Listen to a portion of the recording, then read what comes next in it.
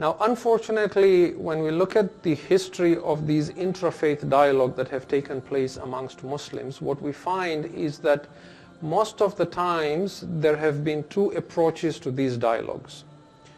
One approach is very exclusivist, that starts on the basis that I am right, you are wrong, and I can say anything about you, mock, jeer, laugh, ridicule what you believe in, because I know I am right, and if you want to follow the truth, follow it, and if you don't, I don't really care. The other extreme has been a very pluralistic approach, to say we have been discussing the differences between us for 14 centuries and nothing has come out of it. It is about time that as Muslims we move on, and so we should stop discussing these issues. For how long will we keep talking about Ghadir and Saqifa and Badr and Uhud and Khandaq and so on and so forth? History is history. What has happened. We can't change that. But as Muslims, we are in a pitiful state in the world today, and therefore we need to look beyond history and move on. So this has been the other approach, to say, let us forget our differences and let us come together as one religion and focus on what is common between us and move on. The problem with that, as I shall demonstrate in these 12 nights, is that it actually does not resolve the problem. It just suppresses it and it festers as long as it is not discussed, and it is only a matter of time before it resurfaces. There is a third approach that I will be taking that is neither one that is high-handed, filled with hubris, nor the other that is very pluralistic and, in a sense, sweeping everything under the rug. And this approach is to say that a lot of times the misunderstandings we have amongst ourselves as Muslims is not because of what we say, but how we say it. And that we can learn as Muslims to have a very candid conversation, but one that is respectful. And this is not very difficult to understand.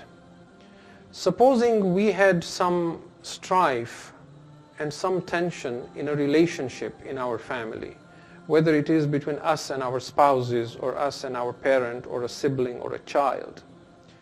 How do you resolve these differences? Let us suppose a man and his wife have a very troubled relationship in their marriage. Supposing they decide, let us not talk about it, let's just forget about it, that there was any differences between us. Is the problem going to go away? It's not going to go away. It will stay on both minds and it will remain there, but the problem is not going to go away. Supposing they decide, let's talk about it, but the conversation is very high-handed and there's a lot of blame and abuse and pointing fingers. Is it going to solve anything? Well, it's predictable how that marriage is going to end. The only way that that relationship can be mended is if the two come together and say, look, we're both human. We both make mistakes.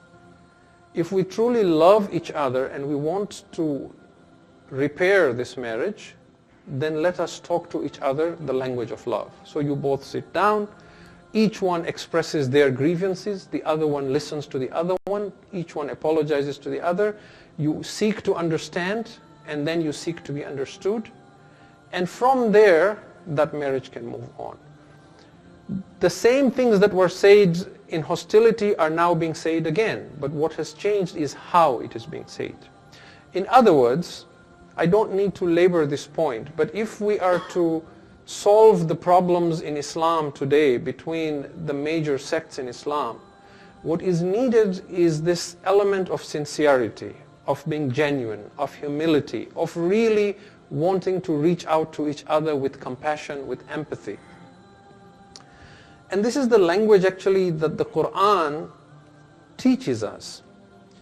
You see, Rasulullah sallallahu alayhi wa sallam, Allahumma salli ala Muhammad wa ala Muhammad. He is the messenger of Allah. He is sent to polytheists. he knows what he is preaching is true and absolutely true. He has no doubts, and there is not an iota of doubt in his conviction that what he has is true. But look at what Allah tells him, that when you preach to the polytheist, what should you say to them? This is Surah Saba, chapter 34, verse 24. He says, first ask them, who is it that sustains you in the heavens and the earth? Is it not Allah? And then tell them, وَإِنَّا وَإِيَّاكُمْ لَعَلَىٰ هُدًى أَوْ فِي ضَلَالٍ مُبِينٍ.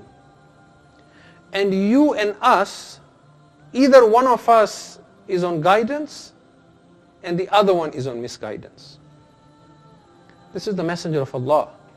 He is being told, don't tell them, I am guided and you are misguided. No. Tell them one of us is guided and one of us is misguided. Come, let us talk and find out. وَإِنَّا وَإِيَّاكُمْ لَعَلَىٰ هُدًى أَوْ فِي ضَلَالٍ مُبِينٍ. This is Khatimul Anbiya. So Allah is teaching us the language we must speak. And this is not hidden from you, that unfortunately, even amongst the Shia, we have groups that have chosen to promote the message of the Ahlul Bayt in a manner that serves no purpose.